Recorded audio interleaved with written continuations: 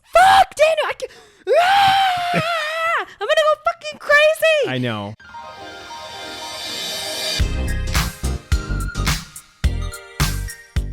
Hi, and welcome to the SaVeg podcast. I'm Rose, also known as Cheap Lazy Vegan on YouTube. And I'm Daniel, one of your favorite guest stars on Cheap Lazy Vegan's YouTube channel. We're two friends who love to talk about the latest trending topics. So get comfortable and join us while we give our SaVeg take on just about everything. You are currently listening to the previous episode of this podcast, but if you would like to listen to this week's episode and get some exclusive content, go over to patreon.com/thesavagepodcast. Hello, everyone. Daniel's setting up. Hello, everyone. Welcome back to another episode of the SaVeg podcast. What other shit is going on this week, Daniel? Oh, God, there's so much shit happening in the world, guys. Before we jump into the shit that's happening in the world, just a reminder, guys, join our Patreon because you're going to get exclusive content. Every single month, we do a bonus episode just for Patreon. That's right. And you get every episode ad-free and every episode a week earlier than everybody else, so you be on top of the news. Mm-hmm. And what we talk about this month, Rose, the exclusive, Rose? This month for exclusive, what do we do for this exclusive? We did the vegan Reddit forum. forum. Yeah, this month's exclusive was interesting. We reacted, I guess, to like vegan Reddit. Yeah, so it's like, and we didn't even know there's like this much vegan content on Reddit. Like there's much random. There's so much content on Reddit, just generally. It's like a plethora of a plethora. Yeah. And there was a bunch of like, am I the asshole vegan versions, which were very fun. And we could do full episodes of those. We could probably. Because there's actually so many. Mm-hmm. Also, guys, another announcement I wanted to make. For those of you that haven't finished watching Love is Blind, get on it. Because I think the next episode we're going to be doing a deep dive into Love is Blind, guys. We might have a little glass of wine. Okay. We might do that. So Perfect. I think that's going to be That'll be next week. So next week. So god damn. It'll be coming out to the public in like 2 weeks. So just get your shit together, guys, and watch it. This season was so boring though. I know. I don't know, but there's still things to discuss. We can still go into it. We'll make it fun. Yeah. It'll be completely dumb. Yeah. But I mean, sometimes we need that. And you know what? we need a moment of just, not talking about the shit show that is the world. The depressingness. And talk about the shit show that is reality TV. Exactly. I think that, honestly, reality TV is there to distract us from the problems in real life. Exactly. So we will discuss that next week, I guess. Speaking of reality TV, guys. So anyway, one comment that I want to make, and I can't remember if I mentioned it on this podcast, but like, how there's so many reality TV shows, like, Keeping Up with the Kardashians and, I can't think of some other ones. That's the only one off the top of my head, but like just so many. Love is Blind. The Ultimatum. All this stuff. Love Island. Made in Chelsea. So while I was in Sydney. Who you see? Australia. They were actually filming an episode of Made in Chelsea. So I guess a bunch of the people that were from Made in Chelsea. And for those of you that aren't in the UK or don't know what this show is, it's basically a reality show for like very privileged people, basically. It's kind of like the hills of like England. Yeah. And a lot of them come from like old family money and like all that kind of stuff. And they're all like super bougie and rich. Anyway, and they live in Chelsea. Which is like, those of you that are in London know Chelsea's a fucking hella expensive, really nice area. It's a very expensive area in London. Nice. It's so it nice is actually there. very nice. I do love like walking it. around there and stuff. It is very like, nice. Oh. But yeah, it's definitely like old money aesthetic. Oh yeah. But the thing with Made in Chelsea, it was so funny. So they were sat at this table like opposite us or whatever. So you saw them and you watched Made in Chelsea. No, I never watched it. Oh, you've never watched it? No, Okay. I didn't. Why did I think you watched it? I don't know. Okay, interesting. I watched like the more trashy reality TV, like Geordie Shore, like that kind of stuff. Like that's my jam. I think I tried watching Made in Chelsea, and I was like, "This is so boring." I know it is actually boring. I think I've maybe seen 1 or 2 episodes, but I haven't like religiously watched it. Yeah. So they're on like, I don't know, season 17 or something ridiculous right now, and I don't recognize any of the characters. I don't know who it is, but anyway, they were filming. And I'm not kidding you. This one scene was like it was on Bondi Beach. Right. And like, so you had the background of the beach and stuff. And they were at this like cocktail bar. And we were at the bar, like literally right next to them. Yeah. And they like. How'd you know it was Made in Chelsea? Did someone know? Yeah. Somebody that we were sitting with was like, hey, that's Made in Chelsea. And I was like, oh, okay. And then so I watched it. And honestly, they sat there and refilmed the same thing over and over and over again we were there for probably an hour and a half. Yeah. And the whole time it was just like, and then there was long breaks where they were just all sitting there, like twiddling their thumbs, waiting for people to like change the camera angle. And I'm like, this just shows you how non-realistic reality TV actually is. Mm-hmm. Like there's like so many edits that happen. There was so much like, it was literally like as if they're filming a movie or something, you know, like people were just acting. And I was like, this is really, I mean, I knew it was like that anyway, but like it was like a wake up. Like it really so fake. Yeah, is so not fake. true. Yeah. I think the first time I realized, you know, I think all of us kind of know it's like fake, but some of us think it's kind of real. Yeah. But I think the first time I realized it was like when I was watching The Hills, because I used to be like obsessed with The Hills. And I was just like, these people are, because they like film, because if you guys don't remember The Hills, I'm sure a lot of you have watched I love it. The Hills. It was, I'm sure if we watch it now, it would be so cringe. Oh, it's cringe. I've seen. Oh yeah. So it was like basically, again, it's similar to like Made in Chelsea, where they pretend that they're just following around a bunch of rich kids that live like on the Hollywood Hills or whatever, and they follow the drama of the kids, and they're all like friends, and then they start dating people, and it's all like dramatic. And I was like, and I think the reason why I realized it was like fake is because I was like, they're like going into these workplaces and filming. And they film like a tiny little snippet, and it's like a dramatic phone call. And I'm like, what are the chances that they're actually sitting there all day waiting for something dramatic to happen? Exactly. Versus like they went there to film a scene and that's it. Because if you think about it, they have to pay those people that are the filmmaker. They're not just going to have them sitting all day to wait for one dramatic call that may or may not happen. Exactly. Like it's so fake. Yeah, I was like, I can't remember what it was, because they were like trying to do a reboot of The Hills. Yeah. And they had like, God, what's that actress's name from the OC? Misha Barton. Yeah, she was like in it. It was like really weird, and I was like, okay, something's like a bit messed up.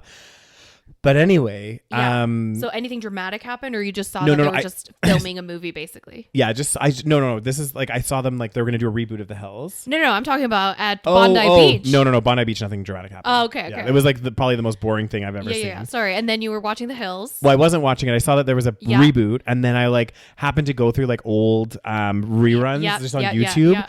And honestly, guys. I don't know how I was so obsessed with this show. I don't know how we were also obsessed. I'm like watching it now and I'm just like, this is so fucking cringy and so bad. I think it's because it was like, I think The Hills was one of the first of that kind of reality show that we weren't used to. Because normally reality shows would be like Big Brother, where like, you know, it's like a game show. It's like a game show. Yeah. And same with like Love Island, Love is Blind. These Survivor. are all kind of like game shows. Yeah. But in terms of like following people around in their lives, which we now know is all fake anyway. Yeah.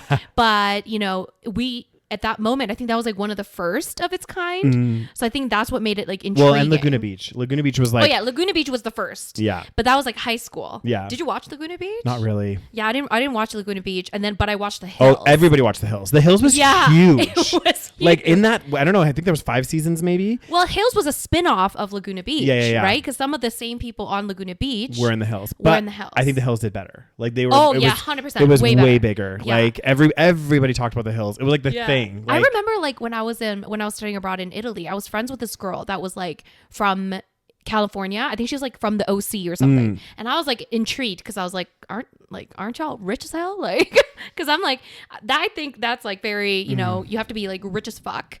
And I think she was like coming from a big rich family. And then she said that it was like her school where they were like casting. So I guess she went to like Laguna Beach. I can't remember. Yeah. So then she's probably really rich. Yeah. So she that area said is something rich. like they were like casting for it or something. And I was like, oh my God, I can't relate to any of this. Yeah. Like so random. So random. But it's like weird. Like honestly, guys, do yourselves a favor. Go on YouTube and just like type in some like old like Hills episodes and you're gonna be like, what the fuck were we watching? Awkward. I used to love watching like the parodies where they're just like sitting there at a restaurant and they're just like staring at each other and it's just like so much drama. Yeah. Oh my God. My favorite is when Lauren, I think her name is Lauren. Yeah. When she's like mad at Heidi because Heidi is dating Spencer and Spencer's a piece of shit and apparently they're still together, which is kind of crazy. And Lauren's like, he's a sucky person. I was like, oh, okay then. I wonder how many times I had to film that scene. Yeah. Well, she was probably like, he's a shitty person. They're like, you can't say that on TV. Yeah. Sorry, you can't say that. Yeah. This is a PG-13 anyway, that show. was a random tangent, but that was fun. I know. Well, one other thing I want to talk about while we're on this tangent, though. About reality TV. It's not really reality TV, just like random shit. So I was like on TikTok the other day. Yeah. I don't even know how these things come into my algorithm, but they somehow. The TikTok algorithm is the more mysterious than the Bermuda Triangle. It is true. And I randomly, like, I've never watched any Twilight TikToks. I've never like gone down a Twilight rabbit hole. Right. And there's this person that does like parodies of Twilight, of Kristen Stewart's acting in Twilight. Okay. So basically, you know, like when she was playing. I've never seen Twilight. Oh, you haven't? Okay. Well, some of the scenes, like her acting is so ridiculous. Like she'll just be like, you know. And this person, I have to show you some after. Okay. This person like wears a wig and does like almost like he'll show the scene and then he'll do a parody of it. Oh, okay. You have to show me after. And it's so fucking funny because she'll just like drop her bag and be like, and then he'll do the same thing. Like, so is she a bad actress? well, everybody said that she nailed the part from the books, I guess. But like when you see it, it's like just cringy. Like it just doesn't feel like, I don't know. What, like, have you read the books? No. So does she play kind of like a clueless high school kid that falls in love with a vampire? She's like the awkward. They always cast the woman, like the main character, as like kind of a basic ass, awkward, like not very popular, doesn't have friends, quirky a little bit, like weird. Alternative. It's always like this, and it's so fucking annoying. I know. It's like, okay, give me a different character. Like we've had enough of these, like, you know. And then of course, like the hottest guy in school falls in love with this like random girl. Yeah. It's so dumb. It's so Anyways. That was a random tangent. But yeah, it was. Well, this reminded me actually when we talked about Made in Chelsea, because when I was living in the UK and I worked at this office that was like near Covent Garden, which is like in London. It's like a very, you know, popular area. That office was in such a good location. It was such a good location. And it was on this street, which is called Monmouth Street. Monmouth Street. Yeah. And so we worked like above, like, I don't know, it was like second floor. And the first floor, I mean, if you guys live in London, like you know where I'm talking about. Monmouth Street, it's quite famous. On the first floor of it, I don't know if they still have it, but there was like a sex shop. I remember. Do you remember? This? Yes. And it was like a bougie sex shop. I never walked in because it's like very intimidating. Yeah. But it was like very, I don't know, like kinky shit, you know, like whatever. And one time I remember people were like freaking out at the office. They were like, oh my God, like so-and-so from Made in Chelsea is downstairs. So I guess some guy was like probably filming a scene. Yeah. Like walking into the sex shop. Maybe he was like buying his like girlfriend or love interest. Something. Of toy. Or he was just doing it for the banter. Yeah, and I just like walked downstairs and I was like, oh, who is it? Did you see who it was? I mean, I wouldn't even known. I didn't even know if I saw his face. But I did see across the street that guy, the Irish actor that plays the love interest in Bridesmaids. Oh, what's his name? God, what is his name? The really cute guy. He's like very nice looking. Yeah, he just has a nice. The face. policeman. Yes, I remember. I know exactly who you're talking about. Like he's not like super good looking, but he's like cute. You know. Yeah. Anyway, I saw him like he was like having lunch with his wife or whatever, and I remember again like somebody told me, and I was like, oh my God! So I like walked downstairs. I just like walked past him. This is the thing I kind of miss about living in London. Just like randomly seeing famous people. I saw who have you seen? So I saw. You never watched Game of Thrones, but fuck, what was his name? He was the King Joffrey. I saw him. Okay, I don't know who that is. So anyway, I saw him just like walking randomly in Liverpool Street Station, and I was like, "Oh my God!" Like I didn't fangirl or anything. Like I was just like, "Oh, it's just I missed that element of London." Yeah. I'm sure there's other people that I've seen. I just can't think off the top of my head. Yeah, I can't think of either. Because like there was many instances where someone would be like, "Oh, I just ran into this person," or like it was very like. Yeah, when you live in a city like London, LA, wherever, you'll like randomly run into because people. like a lot of like really, again, like not just in Hollywood, but a lot of like wealthy people, like Americans as well, like American actors and singers and stuff, they often buy places in London and live there for some of the year, you know? Like I know Madonna has a place in London, I'm pretty sure. Like tons and tons of people have places in London. Or they're just there, you know? Like filming something, doing something. Exactly. Like I missed, like I do miss, because like Calgary, it's like, I mean, we do have some filming stuff happen here, and like I'm trying to think. I've had some semi-famous people come to my cafe. There you go. So like, there is things going on here. I would have loved to see. Well, what's his face? So when they filmed Last of Us, is it? Yeah, Last of Us was filmed here. So the sexy man, what's his name? Pedro Pascal or something. Oh, sexy man. Yeah. He was somewhere he was here. In our vicinity. He was breathing the Calgary air, the dry ass Calgary air. He was probably in here staying at one of these hotels or some shit. Oh, and actually, so there's a cafe near me. I won't say where. Yeah. But there's a cafe very close to my house, and hot man from Bridesmaids, the douchey guy from Mad Men. Fuck, what's his name? He's so hot. John Hamm. He visited the cafe. No. Yeah. Oh my God. There was like a selfie with like the workers. So like, cause I go there sometimes. Yeah. So I went there and I was like, oh my God, I saw that you saw like John Hamm. And then the girl that like I talked to, she's like, yeah, I didn't even know who that was. She was like the front and center of the selfie. I know. She's like, yeah, I didn't really know who that was. But my manager was like, yeah, we need to take a selfie with him. It's so funny. Like that's just like, yeah, but typically that shit doesn't happen in Calgary.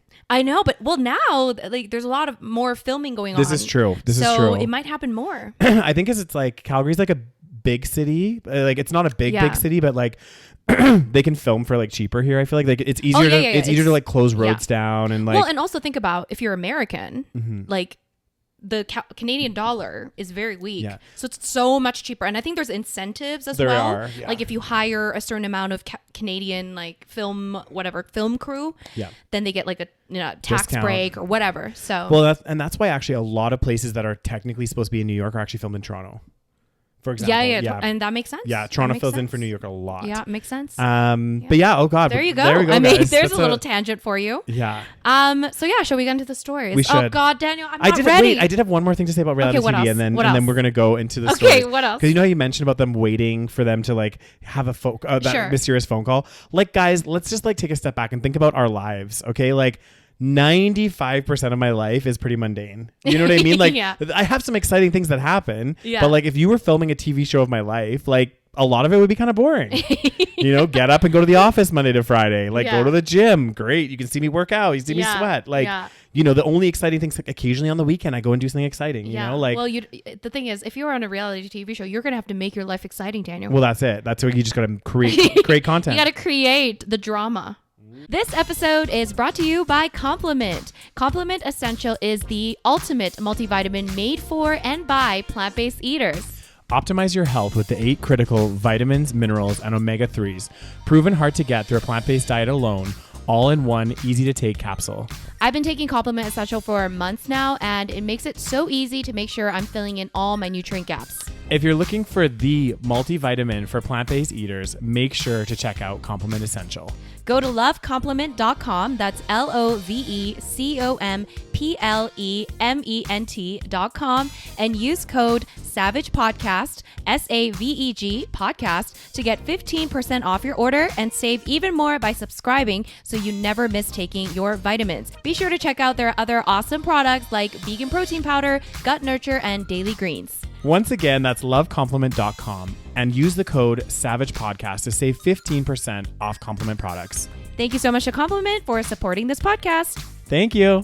Anyways, so we're going to get into the stories. Oh God, Daniel, I'm so sad.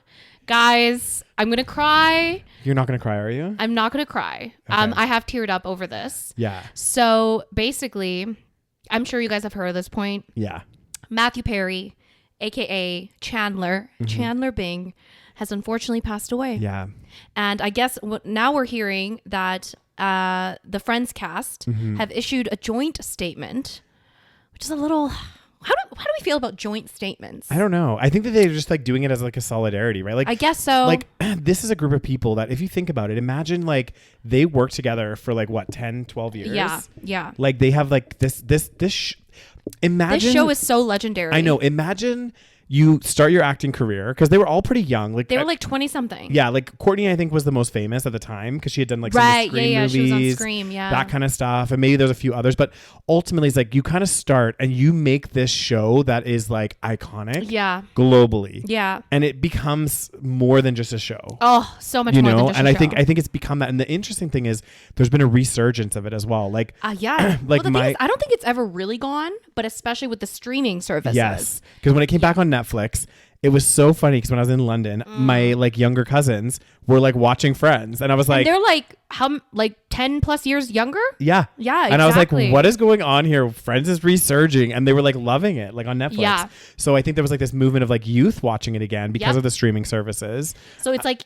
And it's a crazy show because even when we watch it now, like I don't know how you feel about it, but like when I watch it, it doesn't feel like it's as old as it is. Yeah. Like not that it's like super fucking old, but this is like filmed mostly in the 90s. Yeah. So it's like, it is pretty old, right? Yeah, like that's like 30 years ago. Oh God. Anyway, so it's crazy because other shows that may have been filmed maybe similar time, there's certain shows I feel like, you know, don't feel that old. I feel like Sex and the City doesn't feel that old. Yeah. And Friends doesn't feel that old. Obviously, there's some scenes where I'm like, okay, this is very outdated. Yeah, like if they bring out a weird mobile phone or something, you're just like, like oh things my like God. that. Yeah. Or like, you know, when they have to like, but like in terms of like how it's filmed and the storylines, I feel like it's very, I don't want to say it's timeless, but it's still pretty relevant to this day, which is why young people are still watching it. Yeah. Well, and I think for us too, like because like weren't they supposed to be around like when they started the show, like kind of around 28, each of them? Like in the show? I think they were like mid 20s. So like maybe 26-ish. Okay. Yeah, 26, 27. And then it follows their life as they go into their 30s. Exactly. And so when we were, because the thing is like, it's obviously, we're also too young for Friends as well, because when it came out, you know, they were, you know, they're much older than us. Yeah. So again, this is like multi-generational at this point, because like I love it. Like I've seen probably every episode more than 3 times. Like I was gonna say, you've seen it more each episode at least 7 times. This is like my comfort show. I put it on when I'm like hungover and don't want to do anything. I just need something in the background. Like I've seen this so many times, and so it's very devastating. Yeah. And it's sad because it's like, what, can we see the statement? Oh God, I'm not ready. Because everybody was waiting for this statement, okay? So I was kind of hoping, the thing is, the reason why I'm kind of like, I can understand why it's like a joint statement, but also like it's a little bit sad because I feel like it's less personal. Yeah. I was kind of hoping that every single person would, I'm sure they will say maybe things later. Maybe they'll have their own little, I mean, I'm sure they all have their own thoughts on this. Totally. Like, and this, I think the sad thing is, so I don't think this article has the full statement, but it does say here parts of it. We are also utterly devastated by the loss of Matthew. We were more than just castmates. We're family. There is so much to say, but right now we're going to take a moment to grieve and process this unfathomable. That's a very difficult word. Unfathomable loss. Oh, that's one of the words that you can't say. I can't say infuriated. Yeah, infuriating. In time, we will say more. Okay. And as and when we are able. This is true. They're probably like so shocked. Yeah. For now, our thoughts and our love are with Maddie's family, his friends, and everyone who loved him around the world. Oh, God. Well, and I think, too, one of the sad things with Matthew Perry and Chandler is, you know, we and they just did the reunion like not that long ago as well. Last year they did the reunion, right? And he wrote a book that came out last year. Yeah. And I think the book also describes like he had and this is the thing, they haven't like said that this has anything to do with like drug and alcohol abuse. They haven't yet. They're still doing the toxicology report, but we'll see what happens. But ultimately he struggled, and he was very open about his struggle about, you know, substance abuse. And the fact is, when somebody is abusing substances, like they're likely more prone to like heart attacks or things like this. So what had happened was, I guess they found him in his hot tub. In his jacuzzi, and which is so crazy because I was talking to my friends and my family and stuff, and I was like, it seems so common. A lot of celebrities, and I guess I was like looking this up because I was like, why does it seem like every celebrity dies like when they die prematurely? It's like always in a bathtub. Always in a like hot, like something like this, and I'm like, oh my God, like we got to be careful with these things. And we do, and I think the thing is though, and I don't want to comment because I don't know for sure what happened with Matthew, Matthew Perry, but I think the reason why a lot of celebrities and stuff die in bathtubs is because they're doing some sorts of substances. That's usually the case. Yeah. And then what happens is, and this is why bathtubs are so dangerous, because you're doing the substance and the bath is nice and warm and you feel cozy and you kind of drift off. But because you're under such heavy, like whatever you're taking, you might pass out. You pass out. Right. And then your body doesn't have that natural reflex to wake you up.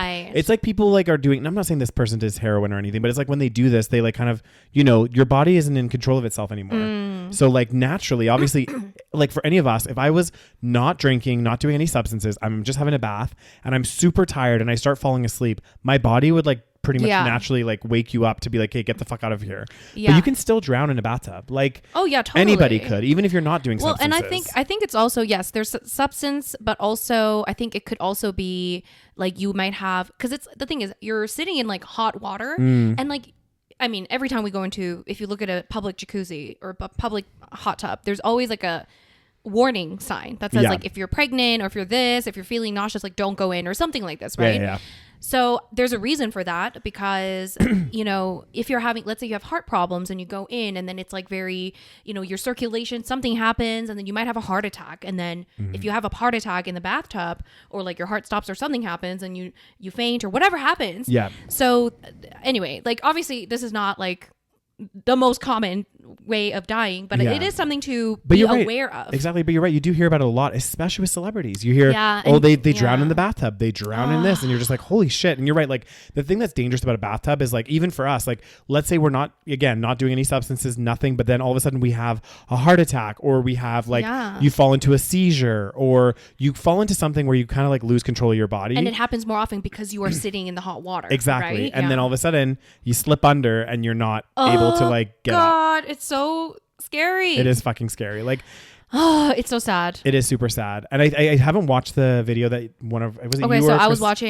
today I was watching like, I mean, a bunch of stuff because I'm like so sad about this. I saw this interview because like his life is sad, right? Like we discussed, he had this addiction problem, right? Where he was an addict and he always says like he was very outspoken about his whole journey as an addict. And he said many times, like, you know, over the years, because I thought he was clean for the whole time, but he's like, it's always like something that sometimes it comes back. Yeah. And it's very, very hard to, you know, completely stay sober. Like, and I think he did stay sober for the most part. Yeah.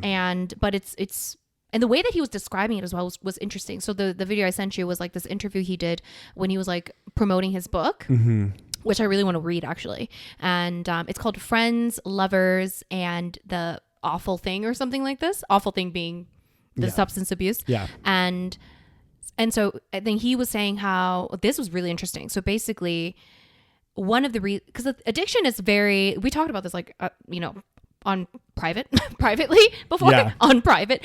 We talked about this on private. Like in terms of like addiction, it's like, you know, it's very like genetic. I feel like some people, they are just so much more prone to being, you know, addicted that we wouldn't understand what that is like. Yeah. Because as much as we're always like, oh my God, like, you know, like we like to drink and all that stuff. But the way that he was describing, like he said the first time he had a drink was when he was like 14 and he was drinking with his friends and he had like a full bottle of wine.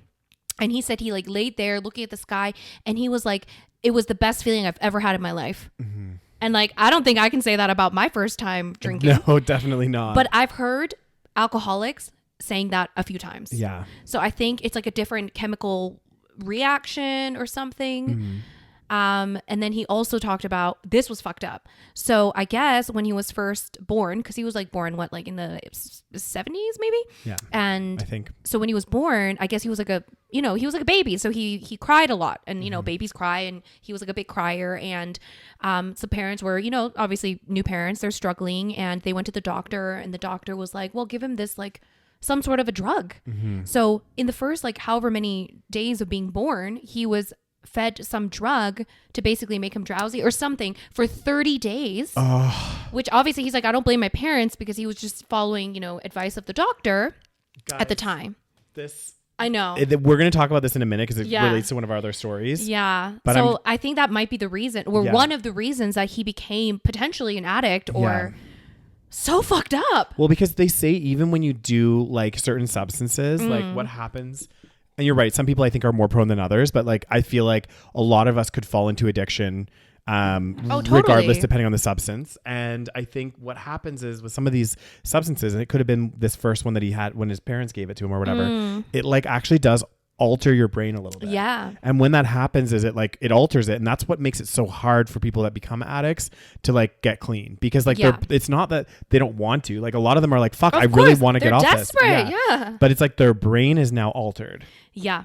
Their brain is altered to crave those substances. I know. And it's like, we can sit here and judge all we want because a lot of some people will be like, well, they can just not do it. But it's like, I don't think it's that simple. It's not. If it's that simple, why would we have, and also living in a world where alcohol is everywhere. Yeah. Imagine being I can't even imagine being an alcoholic. Like that would be so hard because it's hard enough for us to go out and not have a drink and we're not alcoholic. Yeah. So imagine like having that Well, and that's the thing. I think that's why I think honestly, like I think all substances would be hard to come off of, but like at least with like if you were like a cocaine addict, right? It's like okay, if you're trying to get clean, I guess it depends because some people do that when they drink, but like the thing is, if you go out to like a wedding or something, the chances are there probably won't be. Maybe there's not cocaine there. Do you know what I mean? Like, whereas there will be alcohol there. So if you're trying to quit alcohol, like, good luck to you. You know, like I know it's so that's hard. why it's hard. Yeah, like because you're right. Every one of our social events revolves around alcohol. Exactly. So being an alcoholic, I think would be like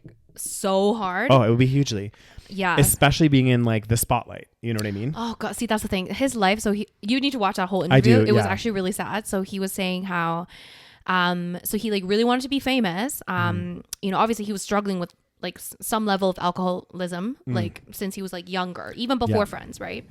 And then he was like so desperate to be famous. And this story was crazy. So I guess he was the last person to be cast on Friends. So everyone had been chosen already. And so the character of Chandler was like supposed to go to some other guy that maybe Matthew Perry was like friends with. I can't remember his name. And so this other guy, he had like two options. He wanted to either do Friends or something else. And then he like called Matthew and was like, I don't know what to do. Which one should I do? And Matthew's like, fuck you. Like you have this choice of like two like awesome options. Yeah. And he actually said, even though Matthew wanted the role of Friends, I think they wanted the guy first. I can't remember. But basically he was like, no, you need to take the Friends role because it sounds much better. But then the guy, I can't remember exactly, but he decided to go for something else. So then Matthew was like, oh shit, Chandler's available. So then anyway, like long story short, he got the role. He was the last one to be cast. And then he said the guy that didn't get the role that was supposed to get it, he didn't talk to him for like 2 years. Like Matthew Perry was like trying to reach out and he like kind of like ghosted him, like ignored him. And then like maybe 2 years later after Friends aired and obviously became super fucking successful. Huge.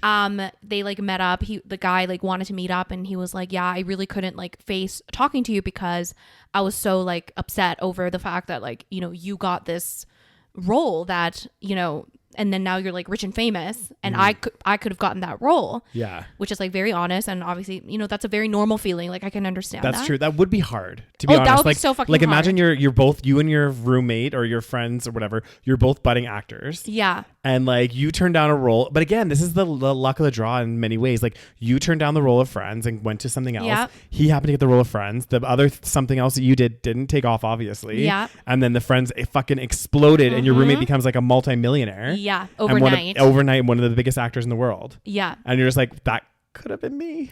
I know, but then apparently Matthew said to him, he's like, you know what? It's not all it's cracked up to be. Yeah. He basically was like, it's really not worth it. He's like, he said something like, it's really not what we thought it was going to be like. Yeah. And obviously the guy doesn't understand because I think most people just think like, you have everything I want. How can I, you know, how can you say that? But I think we've talked about this too before, so many times. Like about how, you know, there's this kind of, and it's from when we were children. It's like the idea of being a movie star and the idea of becoming super famous on a TV show or whatever. It's like, oh my God, it will be the best thing ever. You make so much money and everything else. But like, actually, I think it actually wrecks a lot of other parts of your life. I think so. Yeah. And I think it's also just even the concept of it's not even just the concept necessarily of like chasing, you know, fame or money. Well, I mean, it is kind of money, but like, it's just the whole concept of like chasing your dreams and, you know, getting your dream. And you think that that's going to like fix all of your problems and you think everything's going to be, because I feel like we're sold this lie. And even like when we're adults, we think like this. Yeah. We're sold this lie that like once we achieve this, all your problems everything's going to be perfect. And it's like it never is. It's never going to be perfect. And eventually you're going to get used to it. And he said, Matthew Perry was like, I wanted to be famous like so bad. He was like, I was like praying, even though I never pray. He's like, I want to be famous. I want to be famous. And then he's like 3 weeks, I like prayed to God. And then like 3 weeks later, I got the role of Friends. Oh no, he said this. He's like, I told God, I was like, I want to be famous. I don't care what happens to me. Just make me famous. And then he said 3 weeks later, I got Friends. And then God didn't forget about the second part. Oh so my God. Sad. And then he was like, and then initially he was like on a high, right? This is what I hear from a lot of celebrities. They're like, initially you're like, oh my God, this is crazy. I like, you know, I'm living the dream. Yeah. And then they're like 6 months down the line, 8 months down the line, they're just like, they wake up and they're like, no, this is not. Well, that's exactly, if you watched the Britney Spears documentary. Oh God. It was like years ago, guys. It was called, so sad. I know, it was called On the Record. And basically she talks about her fame the same way. Right. She said, look, when I first Baby One More Time, Oops, I Did It Again, and even up to Slave for You, she's like those kind of 4 or 5 years. Okay. She was like, it was amazing. She was like on top of the world. She was like touring everywhere. And she said she was so busy, like constantly going to new places, that she didn't have time to like sit and think about things. Right. And then when I think she took like a little break or something, and then she sat back, and then she was like, holy fuck.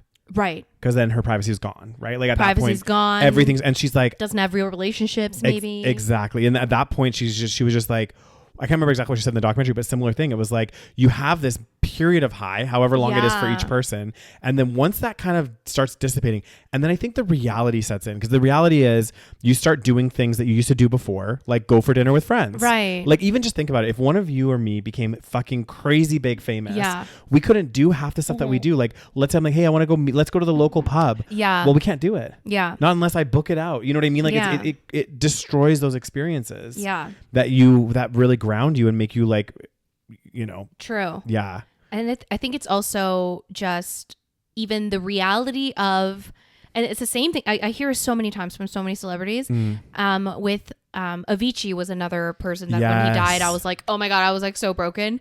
So I watched his he had a documentary. So Avicii, I'm sure you guys know, he's so DJ. sad. Did you watch the documentary? I watched parts of it. Oh, so the documentary came out before he actually died. Yeah. Because he was talking about his like struggles with fame and like, performing and if you guys don't know, Avicii was this fucking huge DJ. Yeah. And he like rose to fame, and then he like made this like big announcement like at the height of his career. He's like, I'm quitting touring or something like this, something crazy, which is like most people would never do that, right? Yeah. But he was like, I need to take care of my mental health or whatever it is. So he like quit touring, and also he had like a lot of like health problems as well due to like drinking too much and all this touring schedule. Yep. So, and then in the documentary, he's like talking about, and it's so sad because it came out again before he died. Yeah. And he says like, I have everything checked off on my list. Like I have everything checked off. Why am I not happy? Yeah. But this is the problem. It's like you think that once you check these things off, you're going to feel different. Yeah. And you're going to feel happy. Just like just in and of itself, just because you achieved whatever you wanted to achieve. But that's just not the case. So even just that reality alone, because like imagine, at least if you're like chasing for your dreams, you have like a certain like purpose, I guess. You're like, you think that it's going to bring you something. Yeah. So you keep going there. And then you finally get there and it's like, what else is there to, like you're there, but you don't feel different. Yeah. You know what I found really sad when I watched parts of the Avicii documentary? Oh God. Is he was like talking quite openly with his like tour managers and all this stuff. And he was just like, guys, like, I'm not feeling great. Like, this isn't good. Like, I think he doesn't like tour. He doesn't like performing. Yeah. And he's like, I think I need to take a break. And all of them were like pushing him so much to stay on the road. Well, I mean, why would they not? Exactly. He's employing them. Exactly. This is the whole like thing where it's like, holy shit. And then like, again, it's not all it's cracked up to be. And I think it's interesting because you do see, and I'm not saying that Matthew Perry's death was like anything like, we don't know what it was, what is the root cause. Ultimately, it could be a heart attack and drowned. Like that's ultimately what we know so far. But like you hear about this with so many celebrities, committing suicide or, doing this stuff because again, you're right. They reach that level of success. They're like, I've ticked all the boxes, but hang on a second. Why am I not happy? Why am I still feeling this way? And they have substance abuse problems because they have all this money. Something on your face? Yeah. They have all this money, all this fame, and now they're probably like, what do I do? And then like, and I think also just the huge success of Friends.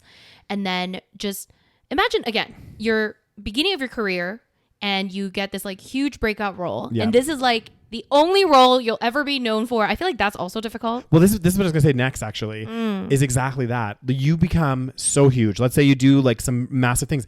It's the same for artists, actors, everyone, right? You do something massive in your career and then it's like, what next? Exactly. And everything you do that doesn't meet that level of success is a failure. So like, a lot of like artists, they'll have a breakout album that's like a breakout thing. It sells like 20 million copies. And then there's that pressure for the follow-up album. Yeah. And the follow-up album flops. And then they're like, oh, they're a failure. They're this. And it could be the same. Like, it's the same for actors. It's like, you're right. Matthew Perry, like he did act in other movies and stuff. He did. But nothing compared to Friends. And everyone would probably look at his other stuff as like maybe not failures, but like not as good. Like exactly. Friends is where he made his mark. Yeah. And then it's actually really sad because he said many times, I think, he's like, if he dies, oh God, he's like, if I die, I don't want to, I know that people will only remember me for Friends, or like, that's the first thing that they'll think, which is fine. That's obviously a big, part of my life. But he said he wants to be known for helping people get sober. Oh, Because like that's what he did a lot. Like I think that's like that was his main thing after Friends. Like yes, he acted and stuff, but he was like very like passionate about like, you know, A, staying sober and B, like helping other people become sober. So yeah. Oh God, it's so sad, Daniels. I'm not over it. God damn. It's so sad. It's just like, and sometimes it's just scary because it's like this one little thing can just, and like, yeah, it could have been a heart attack, but if he wasn't in the bathtub, you know, how much? If somebody else was there. If somebody else was, that's the thing. His assistant found him. Basically, apparently his assistant was at his place, and then he like sent off his assistant to like run some errands or something. He came back 2 hours later, and then that's how he found him. Imagine if he came back like a little bit earlier, like, you know, like it's just stuff like this where it's like, it can happen so quickly, and it's like, oh, yeah, like your whole life, like it's so sad. It is. So I'm not over it, Daniels. God damn. Well, you want to talk about another depressing story? Oh God, I don't know if I'm ready. Oh, so we're gonna talk about this. Yeah. Speaking of drugs, did you hear about this? Hold on. It says how big pharma companies stalled a potentially life-saving vaccine in pursuit of bigger profits. I mean, I haven't heard of this specific story, but this doesn't surprise me at all. So, guys, I have to tell you, I've gone into a rabbit hole lately. Yeah, you've been like really into this. But it's because I feel like there's a lot of content that's been pushed out lately. So you watched which ones? Did you I watched Painkillers, and then there's one recently, a movie with Emily Blunt called it's like Pain Hustlers or something Hustlers, and it's a film with her and Chris Evans. Okay. That's on Netflix as well. There was The Pharmacist was a documentary. God, you watch all these. I literally have gone down a rabbit hole. Oh God, it's so depressing. And even I'm watching this has been over the last couple of weeks. It's not all recently, guys. I'm not like that crazy. I'm watching the Fall of the House of Usher, and because it came up on Netflix as a recommendation. Is that like a? And it's a kind of a horror, weird, kind of like quirky series. Yeah. But the family is based on this family that got rich off of pharma. Again, it's like not parody, but it's like a Purdue Pharma kind of thing. Yeah. And ultimately, the more I learn about these big, huge pharma companies and the kind of like the pill trade, basically. Yeah. I'm just like, this is something that should never have been allowed to happen. I don't think. Personally, my own personal opinion is like pharma should never be a for-profit organization. Absolutely. Because we should be developing medicine that's like enabling like life-changing things for everybody that doesn't incur like one person getting mega rich. Yeah. And this is the big problem. So basically this story is about they said that there was a vaccine or the shingles vaccine? Yeah, so the shingles vaccine is the one they decided to go for because the shingles vaccine there's more people with it, it would be more profitable. And the other vaccine that they've kind of stalled or they were like looking at developing was like, I think it was like tuberculosis or something. Okay. Oh yeah. Yeah. So blah, blah, blah. As a London-based company turned away from its vaccine for TB, tuberculosis, a disease that kills 1.6 million. It went all in on a vaccine against shingles, a viral infection that comes with a painful rash. It affects mostly older people who are in the U.S. largely governed by government insurance. Okay. So the reason that they went this route is because of profits, right? Like, and this story I don't want to go too much into, but it's just the thought or the idea that, you know, who's making our medicine, right? Or developing our vaccines and everything else. At the end of the day, they're worried about profit, right? Yeah. And this is where the issue is. It's like they will develop whatever they can that will bring them profit. Maybe not the thing that will save the most lives. Yeah. Maybe not the thing that has a more, you know, they'll look at like 5 different drugs and say, okay, this one's going to be the most profitable. Yeah. Fuck the other ones. We're just going to develop this one. Yeah. And that's how the decisions are made. And I think totally. I mean, I think it's wrong. Well, what is the root cause, Daniel? Capitalism. Yeah. The root cause to all Well, that's the thing. evil. Like, this is why I feel like, medicine, anything to do with public health, you know, health in general, I don't believe should be a for-profit industry. Yeah. And it's just fucked up. Yeah. Like, it's just money just makes people absolutely crazy. It does. And insane. And I just don't understand. It's like, guys, when you die, like, look at Matthew Perry. He was rich and he was like, you know, there's so many rich people that make all this money, and then, you know, like one little accident, and like, you know, what's with the money? Like, is it worth the money? Exactly. You know, like, I would rather help people. Exactly. You know, you know, like, fuck. Well, exactly. I think that you want to have a comfortable level of life. You know what I mean? Like, that's like yes. the baseline. But like this excessiveness, and like the thing that bothers me again about this big pharma and what I'm learning through all these documentaries and all these like movies and TV shows and everything like that is just like the pill pushing as well. And Matthew Perry even talked about it, the fact that he was a child and the first thing that gets recommended to them is some type of medication, which is so crazy. Which is like kind of, it's wild. And then you see what happened with Purdue Pharma, and you had these pharma reps out there pushing their drugs, pushing sales for their drugs, saying lies about their drugs, being like, it's not addictive, all this other stuff. And so doctors prescribed it because they're prescribing those drugs for whatever reason. And they also probably get a kickback. Well, yeah, some of them did. That was the problem. Yeah. So like, when was the opioid sort of situation? Like I want to say it was like in the like 70s to 90s. Yeah. So like that checks out. Like maybe during the time when, like, I mean, I don't want to link Matthew Perry's situation, but you know, maybe at that time it was just very normal to just prescribe people whatever. Well, like, and I feel like this is a drug for this and this is a drug for this. Exactly. But I feel like that's what's happening even today. Now. Oh, yeah, totally. Because like you go to a doctor and you're like, hey, I'm feeling a little bit of anxiety, for example. Yeah. Right away, the doctor's like, okay, I'll prescribe you anti-anxiety medication. Well, it's like, well, hang on a second. Why don't we take a step back and try to identify the reasons why you're feeling anxious? Yeah.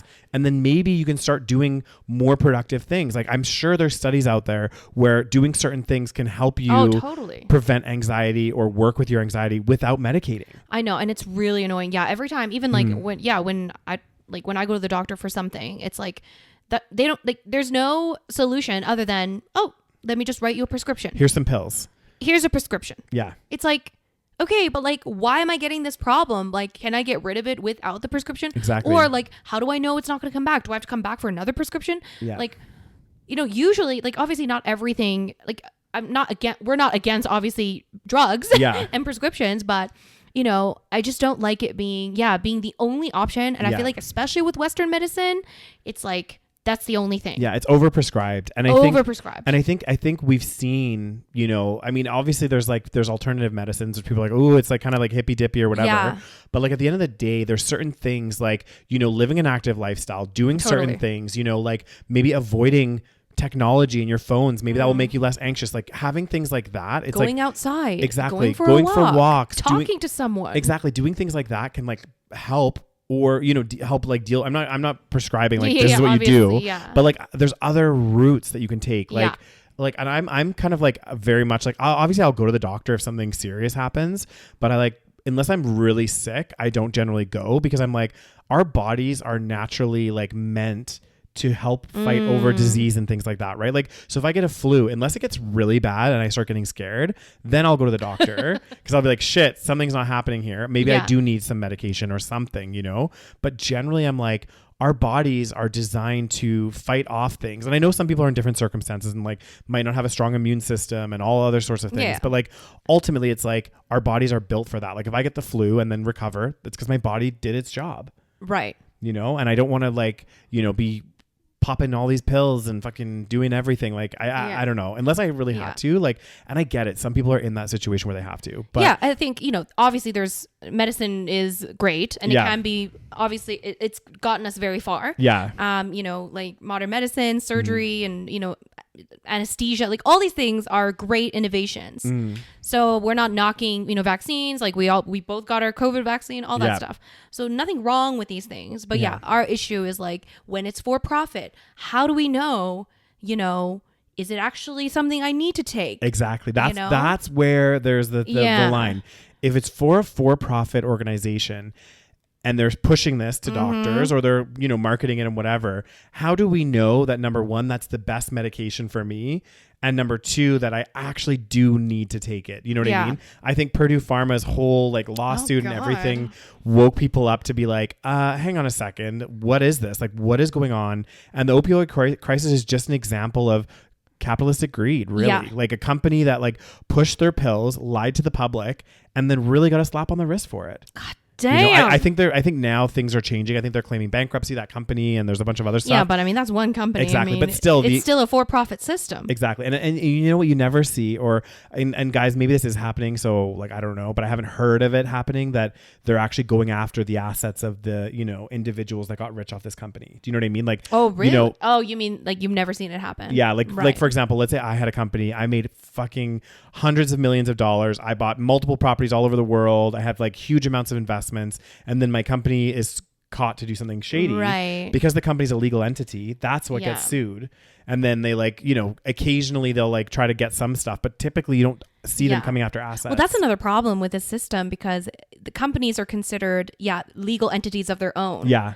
So then it's almost like they see. And then I think I told you about this. This is a very old documentary, and I need to rewatch it.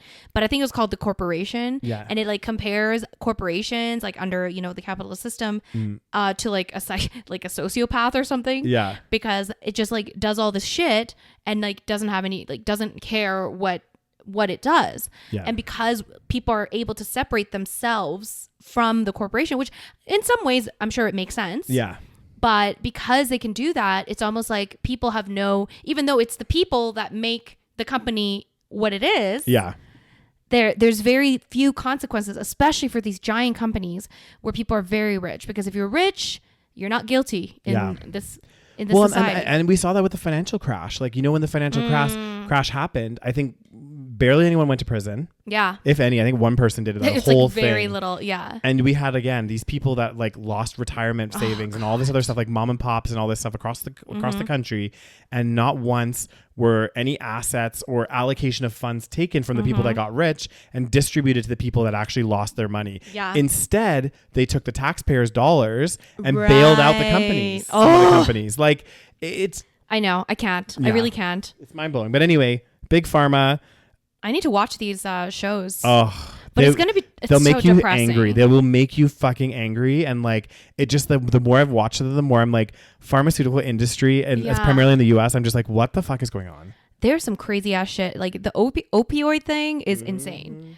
Yeah. And I think also even with, not to keep bringing it back to Matthew Perry, but he was obviously like addicted to alcohol and stuff, but he also had like a severe like prescription medication addiction as well.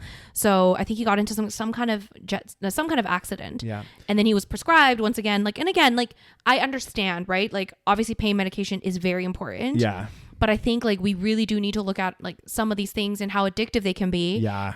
And especially maybe look into, do these people have a history of addiction? Yeah. Like these are things that people need to look at, because those addictions, like being addicted to a prescription medication, he said he was taking like 55 pills a day, something insane. That's insane. Right? That could kill you. Yeah. Well, and even just thinking about like the prescriptions, and if doctors are prescribing these like highly addictive pills, there needs to be controls in place, right? Like the opioid crisis was insane. Like when you watch these documentaries and you see what these doctors were doing, you see what Pharma was doing, it's like insane. There was like, they called them pill mills, that would be like doctors that would like prescribe oxy just to people that would just pay them and stuff. And like they were making like this one doctor I was watching this on made like millions of dollars doing this. And I'm like, that's so fucked up. I know, it's so messed up. And people would go in there with like a headache, and they would be like, because pain is like really subjective. Yeah. So they'll put a chart in front of you and they'll be like, how bad is your pain? Well, nobody knows how bad my pain is except me. So I would say, oh, it's here on the chart. Yeah. And they'd be like, shit, you need some oxy, or you need some morphine, or you need some like really strong painkiller, which typically was only prescribed like oxy or not, like oxy. If you got into like some severe accident. Exactly. Or if, for example, I think not oxy, but the derivative before that, whatever it was, they were saying in the documentary was typically, and I think oxy was originally supposed to be for like cancer patients. So like cancer patients that, maybe are towards end of life, and they need a really strong painkiller to deal with what their day-to-day, just to make their quality of life, their last moments. So if they did get addicted to it, wasn't such a big deal because they're kind of on the way out anyway. Yeah. Whereas people that were taking it, like literally, it's crazy, because I watched that show Intervention before. Yeah. Like I used to watch it a lot. Yeah. And like, I'm not kidding you when I say so many of the people that were on that show got into some kind of car accident, got prescribed oxy, and then from there, their whole life spiraled. Oh my God. Yeah. Because then what would happen, and you see this in the show as well, what happens is like they'll get addicted. Their doctor starts weaning them off of it. but they want it still. Because it's so addictive. So it's so addictive. So they'll start trying to buy pills off the street. The street pills are really, really expensive. So the dealer then goes, hey, you want an opioid? Well, guess what? I have something called heroin that's super cheap. Oh my God. That does the same effect. And at that point, you're like, well, if it's super cheap, I want to do it. Fuck it. I'll just do it. Because you're so desperate for it. And and there's been so many cases of that happening. And that's why, like, it was crazy. I mentioned, and I said this to Rose, when I was in Australia, and I'm sure Australia has certain things that go on as well, but I was in Sydney, a big city, and I walked around all around downtown, all around. I went walking in so many places, and maybe I just missed the place that there's a lot of like drug use and homelessness. But I like compared to Calgary, and Calgary's a much smaller city than Sydney. Compared to Calgary, downtown, barely saw anyone. Like I saw homeless people for sure, but I didn't see the kind of like what we see here, like the walking zombies and the like, because the like fentanyl and heroin and all that kind of stuff, and the opioid crisis didn't hit Australia as I feel bad. like Australia is like kind of, because I mean, guys, if you're Australian, let us know what you think of this situation. But I think because it's kind of like isolated, and it's like its own, like it's very far. Yeah, it's far. So too. it's hard to get. First of all, it's hard to like smuggle in any sort of drugs, right? Yeah. Because obviously you'd have to go through like, you know, airports and shit. Yeah. So I think it's harder. Whereas like, you know, Canada, we're just like connected to the US by, you know, Car. by land. So you can go by land and also US to Mexico and all that stuff. So I think there's like a logistical thing, but I wonder if there's any policy reasons behind it as well. I think maybe too, like they just didn't, their doctors weren't part of this big pharma thing. Whereas that could be as well. I think even in Canada we were to some I'm degree. sure. Yeah. Not as bad as the US, but like I'm sure Oxy was still prescribed. Also, I remember there was also some kind of opioid crisis in like China or something. I need to look into it more, but I remember there was definitely like I don't know, like probably Americans brought opioids to like China, and like a bunch of people got addicted, and it was like a whole thing. But yeah, I'm gonna have to look into that. But I think the opioid is like a derivative, from my understanding. It actually I don't know anything it comes from Asia, but it's interesting. from like something called opium. Okay, yeah, which is like a flower. Okay. From my understanding, and it like the reason they discovered it is because like the ancients people used to use these opium flowers or whatever it was to get high. For actually, I think it was for pain treatment. Oh, okay. From my understanding. Okay. But I could be completely off on a tangent. What is this? what is our friend Google saying? I'm trying to find, like, I don't know. I just remember there was some kind of drug. Maybe it was opioids. Maybe it was something. Oh wait, here it is. Show draws links between China's opium wars. Yeah, you're right. Opium and today's opioid crisis. Interesting. Human cost of the opium trade is well documented. The Qing dynasty was crippled by both wars and a widespread addiction that claimed an estimated 10% of its population, around 40 million citizens. So there's some kind of opioid thing but in China. I think it did originate, like kind of like opium originated from like Asia, from China. I think it was traditionally again used for like pain medication and stuff like that, or maybe to get a little bit high. And then they've kind of like made it into these now synthetic opioids, which are like heroin, fentanyl, which is like way worse. So like, what if we get into a car accident and we're like prescribed some insane like morphine or like, well, what are you supposed to do? Because like you're probably in pain, and like you probably want to get out of the pain, and like sometimes you need a really strong, you know, Tylenol ain't gonna do it sometimes. I think I don't know. Oh God, it's really scary. It is scary. So I don't know what the answer is, guys. I think if my doctor did prescribe something like that, I would just be like, just because of my like knowledge on it now, I would say like, thank you, Rose. I would say like I will take it, but like let's keep me on a really low dose. I don't want to like, I've watched things about addiction. I don't want to be that person. Like and kind of go from there. So it really makes you like also think about, you know, the homeless people that are obviously, you know, addicted to drugs and stuff. Not all of them, but it's like you feel bad for them because you're like, you just don't know their story. Like they literally could have been somebody that just got into a car accident one day. And then they got hooked on drugs. Honestly, intervention, guys, for those of you in North America, you don't have to watch it, but like it opened my eyes to this, because I used to think like when I was young and naive, like, you know, like, why can't they just stop? Exactly. Why can't they just get a job, get off your drugs and go get a job and get a house and all this stuff? And then you start to watch people's stories and you're like, oh my God, there's so much more to this. It could happen to anybody. Exactly. And that's why I'm like, there's no silver bullet, you know, there's no silver bullet to end homelessness, to like cure drug addiction. addiction. Like there's so many complex layers to it. Yeah, totally. And ultimately it could be any of us, you know? It could so literally be anybody. It's yeah. so fucked up. Oh God, Daniel. What is this now? So speaking of which, This is a bit of an old story, Daniel. this is a bit of a, shall we talk about the most recent crazy story? Oh God. You know which one I'm talking about? You mean the doom and gloom story? Oh God. So guys, yet another. God, this is such a dark episode. This is a dark episode. I mean, I'm sorry, guys. when do we not have a dark episode? Every Yeah. episode. I mean, last week's was fucking dark as fuck. But this was a pretty big story. This is a big story, so Yeah. we do have to talk. I mean, October 25th, there was a mass shooting in Maine. Yeah. Okay, and did they catch him yet? They've caught him. So, well, Oh my God. I'll tell you the update on that in a minute. Okay. So I pulled up another story because I just was checking to see Right. what the update was. So I guess this place known as Lewiston, it's a small city In Maine. in Maine, where there was like a huge rampage that took place where a gunman opened fire on a bowling alley and restaurant. He left 18 people were dead. And this at the time of this article was written on the Yeah. 26th. So I don't know the full, if there's been an update. Yeah. And 13 more were injured. Then what happened is he kind of like ran off, right? Yeah. And He was on the run. Yeah, he was on the run. And basically everyone was like freaking out in as you would in Lewiston, Maine, and Yeah, being yeah, like, yeah. we have a gunman on the loose. Yeah. Like he's literally just opened fire. And it's so bad. It's just so bad because like Oh, how many of these events have to happen? Seriously, it's so frustrating because it's like how? Exactly. So Like how many more? Like Mm-hmm. how much can these people take? Like this is so messed up. I know, and Nothing's ever done. and also it's like it doesn't make any. I mean, it never makes any sense. But like, Yeah. it's a bowling alley. Like, there's kids there, families. I mean, they always just choose places where there's gonna be a lot of people. Yeah, And like a lot of people where there wouldn't be much security, I guess, usually. So like movie theaters, classrooms, bowling Yes. alleys, music festivals, like crazy shit like this. yeah. So it kind of makes me hesitant to go to these big events because I'm That's like, the thing, shit. especially in the States. Like honestly, when I was going to the States, my parents were like, just don't go anywhere where there's a lot of people. Yeah, It's kind of fucked up.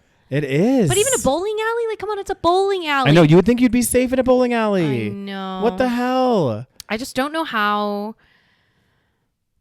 I don't know how many more. Like how much can we even say at this point? We've said it all. So I guess again, he was on the loose, I think, for like a while.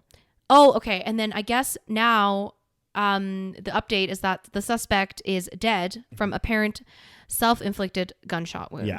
So apparently this took a 2-day manhunt. So this is why everyone was like freaking out. Yeah. And I guess this person was found. That it was a U.S. Army reservist. What the fuck is that? I don't know what a reservist is, Okay. guys. Some of you U.S. folk comment in the comment section. Let me know what a reservist is. Oh, Maybe it's God like dang. you're on the like. He worked at the U.S. Army. He was part of Sure. did something with the U.S. Army.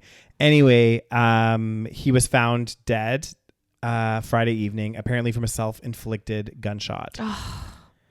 Like, Guys, I genuinely cannot understand this. This No. is one of the things I will never understand. Like, God, what is wrong with our society? I know, because let's just break it down for a second, because I agree with you on that statement in a sense that, like, obviously anytime you're killing somebody, it's not a good thing, right? Yeah. But I at least can understand or kind of I wrap my head around like crimes of passion or Yeah. crimes of like infidelity or like, it's still not, you still shouldn't be doing it, but No. I can at least see or try to understand like a motivation behind somebody. But when somebody goes into a bowling alley, right? Like you go into a bowling alley and you just open fire. It's like, you don't know any of the people in there. Like, what the fuck are you doing? I don't know. But why is it so common? Like this kind of random kill people that you don't even know. That's what, like, I get what you're saying. It's like you don't know these people. Like it's different if yeah. it was like, no death is okay, but but like for example, okay, this is gonna sound bad, guys, but again, that like I'm just comparing the you're two. not justifying. You're just like trying to like make sense of a situation. Exactly. So like this guy goes into a bowling alley, doesn't know anybody, versus a disgruntled employee going into their workplace. Right. That again, it's But even still not then, good. I But you're don't- like, okay, yeah. they were angry, they blah blah blah blah blah. But this guy, it's like I think he had a lot of mental health problems. I would assume so. Which is another reason why it's like, why is there no checks and balances?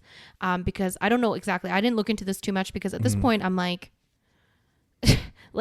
there's so many of these situations where it is like scary. Like you have to understand, like if you're American, like you have to understand, like from an outsider's perspective, like we are scared to go to the States. Like, so I'll be honest with you guys. I went to the States recently. where did you go? We went to Houston. Oh, Houston. Yes. Yeah. And overall, it didn't cross my mind all the time, but there was a few situations where I was like, oh my God. There was a gunshot. Remember? Yeah, I'm we pretty heard sure. a gunshot. I'm like 99% sure it was a gunshot. Yeah, and we it was saw multiple. Yes. Yeah. And we saw some people like running and it was like, oh my fucking God, are you kidding me? Like that is scary. Yeah. Like. Yeah, I know. Holy shit. So yeah, guys, I don't know. It's very sad. 18, what is it? 13 people? 18 people? 18 people died. dead, 13 people injured. 18 people died. Like that's so fucked up. Okay, when are they gonna? God, this I can't. I know, and it's like again, profits over anything. Yeah, and it's like when does it become so much gun violence that you put in gun legislation, the United States of America?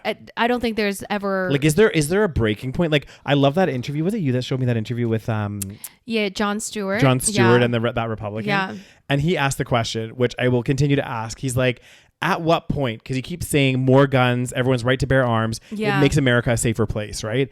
And as the graph goes up of more guns and people owning more guns and more gun sales, the violence curve also goes up. Yeah. And he's like, at what point do we hit the breaking point where we've reached the number of guns that starts bringing the safety? Yeah, it won't. It won't, guys. It won't. Like, and what's crazy is also like self-inflicted gunshot, which is like suicides are also extremely very common. Yeah. With guns and it's so scary because it's like, I feel like most of those could be prevented if you didn't have such easy access to a gun. Exactly. Well, and also they say a lot of deaths, which are really sad, are accidental gunshot fires. Oh God. Where they're like cleaning the gun or whatever and it fires. Or and I'm kids that find a gun in the house. Yeah. And they think it's a play toy. Oh God. It scares me. Like, I can't believe that this is so common. It's insane. Like I would I think I think that's the normal human response is that we should be scared of guns. Yes. Like I'm scared when I see people with guns. Exactly. Like I don't feel safer. No, I don't feel safer at all. Yeah. And like for me to have a gun in my house, that's not going to make me feel safer. Yeah, I don't think so. No, because I'm like, well, what if I accidentally go it off? And I'm even to the point, unless I was at a shooting range in a controlled environment. Yeah. Like if there was a gun here, like I'd be scared to touch it. I would be scared. I'm like, it's gonna go off. Something's gonna happen. It's gonna backfire or something. Like what the fuck? And every statistic out there shows that having more guns is actually more dangerous. Yes. Again, we're preaching to the choir. We've said this so many times. I don't even know, like... Our audience is probably sick of us talking about gun legislation. Like every week, it's like a new fucking shooting. It's like... I know. They've had already, I think, like, I don't know, more shootings than... many more mass shootings than days of the year. And it's like, at what point is this going to be... Like, I don't understand. Like, is this ever going to stop? Like... I don't know. Like, I always keep thinking, I'm like, maybe the next generation, like once the politicians, like the old ones die and then the new ones come, maybe it'll be a little bit better. Like, that's my only hope. But then you have the younger ones like Candace Owens and all of those guys. That's what I mean. It's like they're just fucking diluted. Oh, yeah. They're so fucking diluted. And they're like, you know, I don't know what, again, like, I don't understand. Like, I don't get how anyone can think like this way. Again, I just don't get it too. Like, I always think of it like this. Like, when you have facts in front of you, right? Like if you have case studies, you have all of the evidence in front of you to make a logical decision. That's what bothers me. Like if it did, like, and I'm telling you honestly, guys, if it proved, and it was proven time and time again, that having an increased number of guns improves safety, and that was the case, then I would be an advocate for everybody owning a firearm, right? I'd be like, it makes everything safer. It like, you know, it prevents danger and blah, blah, blah. But the fact of the matter is there is a unrefutable amount of evidence that is not the case. And there's even countries that have put in like like reform their gun legislation and gun violence gone down. So like you have case studies, you have this. How can you refute that evidence? Somehow they can. It blows my mind. Somehow people are buying it. Like they're so brainwashed. I know. But I think like also they're so deep into this, right? At this point, it's like, how can they, at this point, it's like too late almost. I mean, I don't think it's too late, but that's what a lot of people think. And it's so ingrained in American culture for some fucking reason. Like it's so weirdly ingrained in the culture that, you know, and also like the things that people are asking for is not even what we think is not extreme, which is basically like take away the guns generally. But in America, like they won't even, that's not even in the question. No. They'll just say like, we just want like background checks or and registration and a license to carry a gun. That's like literally all they ask for. It's like if you have mental health issues, maybe they shouldn't buy a gun. Exactly. And that is not passed. People think that's crazy. It's and it's just like wild to me. How is that okay? Like that makes no fucking sense. Well, it's not okay because it will impact gun sales. Fuck, Daniel! I'm gonna go fucking crazy. I know. Who the fuck cares about so much money? Fuck!